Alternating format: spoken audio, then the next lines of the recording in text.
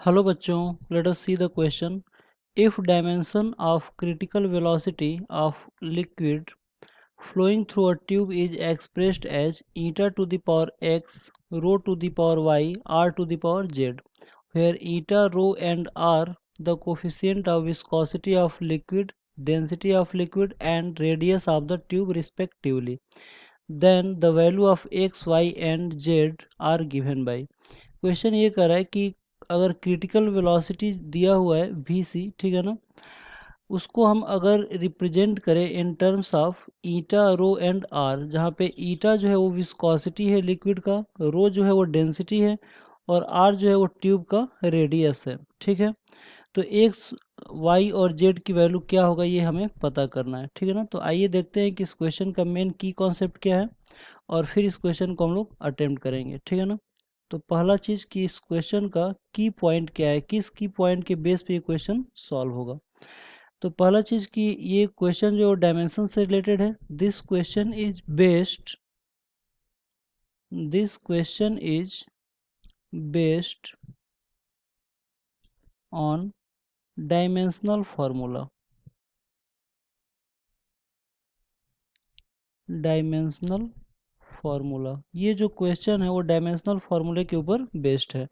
अब डायमेंशनल फार्मूले के कुछ एप्लीकेशन होते हैं, उनमें से एक एप्लीकेशन के ऊपर बेस्ड है और वो एप्लीकेशन ये होता है कि अगर हमें ये पता हो कि अगर कौन सी फिजिकल क्वांटिटी किन डिफरेंट फिजिकल क्वांटिटी पे डिपेंड करता है, तो हम उनके बीच में रिलेशनशिप निकाल सकते हैं। ठीक है ना, तो आइए देखते हैं। तो इस क्वेश्चन के अकॉर्डिंग जो क्रिटिकल वेलोसिटी है, according to this question, according to this question, जो क्रिटिकल वेलोसिटी है वो डिपेंड करता है, किस पे डिपेंड करता है, eta to the power X, rho to the power Y और R to the power Z के ऊपर डिपेंड करता है। ठीक है ना, तो हम लोग लिख सकते हैं कि V C equal to, proportionality हटा के कांस्टेंट के जोड़ सकते हैं हम लोग, K equal to eta to the power X, rho to the power Y and R to the power Z. ठीक है ना, इसको इक्वेशन नंबर 1 बना सकते हैं। ठीक है ना,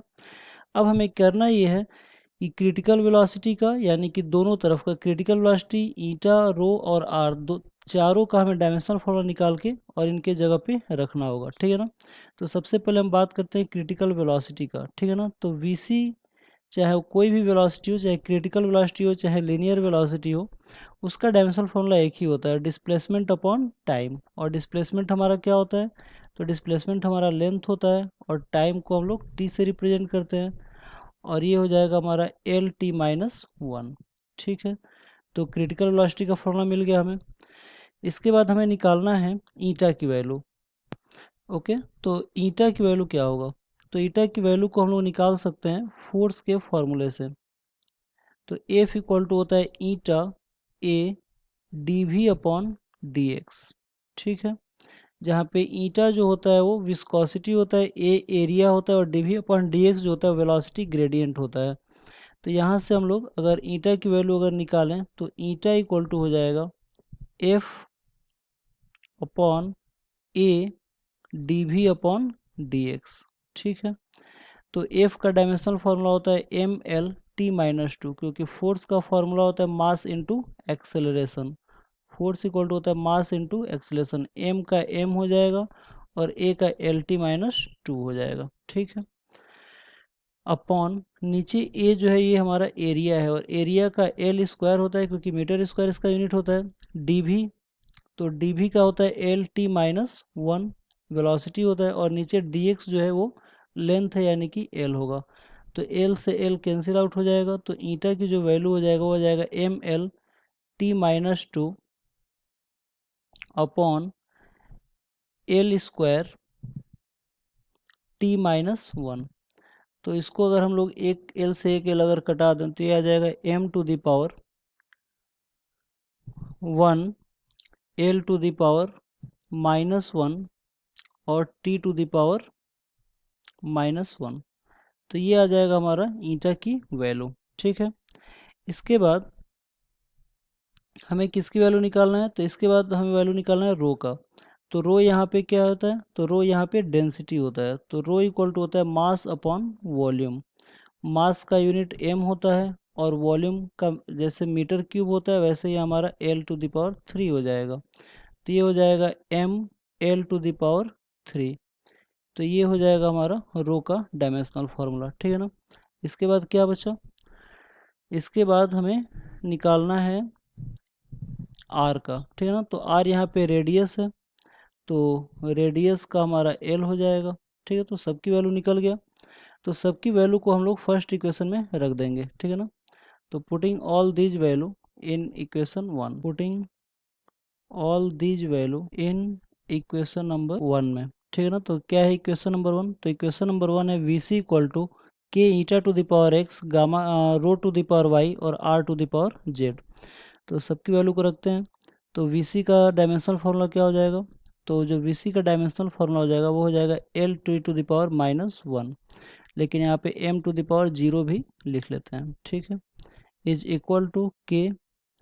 इसके बाद यहाँ पे था ईटा, और ईटा का जो डायमेंशनल फार्मूला आया था वो आया था m⁻1 L⁻⁻1 और t⁻⁻1, ठीक है। तो इसकी वैल्यू लिख लेते हैं हम लोग। तो ये हो जाएगा m⁻1 L⁻⁻1 और t⁻⁻1, इसका पावर हो जाएगा x।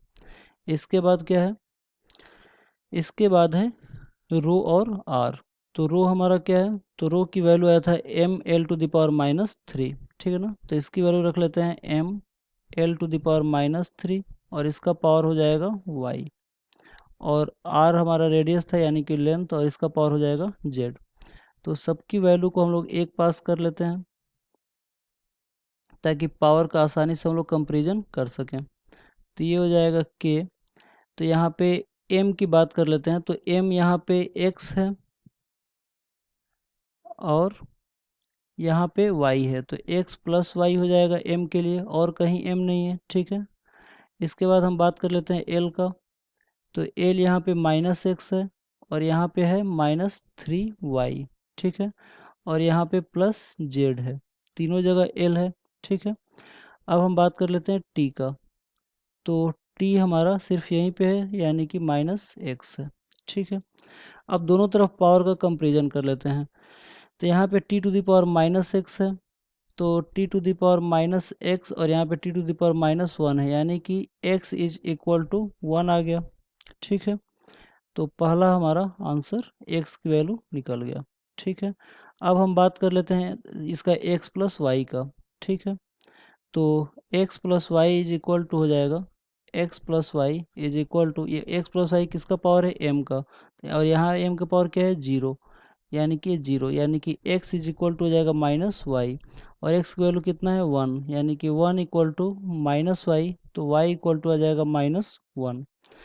तो हमें y की वैल्यू भी मिल गया कितना आ गया, -1, ठीक है। अब बात कर लेते हैं हम लोग तीसरे का, ठीक है ना। तो तीसरे में क्या है कि यहाँ पे -x -3y plus z is equal to, l का ये पावर है और इधर l का पावर कितना है, 1 है। तो x और y की वैल्यू रख देते हैं यहाँ पे। x की वैल्यू हो जाएगा -1 -3 और y की value -1 plus z equal to 1। तो ये -1 plus 3 plus z is equal to 1। तो ये हो जाएगा z प्लस 2 इक्वल टू 1, यानी कि z इक्वल टू -1। तो z की वैल्यू भी आ गया, और z की वैल्यू कितना आ गया, -1, यानी कि कुल मिला के जो x y और z की वैल्यू आया वो आया हमारा 1 -1 और -1, ठीक है। तो ये हमारा आंसर होगा। तो आइए देखते हैं कौन सा ऑप्शन सही है। तो इस इक्वेशन में देखेंगे तो हमारा जो आंसर आया है वो आया है 1 -1 और -1 एक्स वाई जेड की वैल्यू। तो ये जो ऑप्शन नंबर सेकंड है ये हमारा सही ऑप्शन है, क्योंकि इस ऑप्शन में क्या है 1 -1 और -1। तो आई होप आप लोगों को ये क्वेश्चन समझ में आया होगा। Thank you very much, good luck.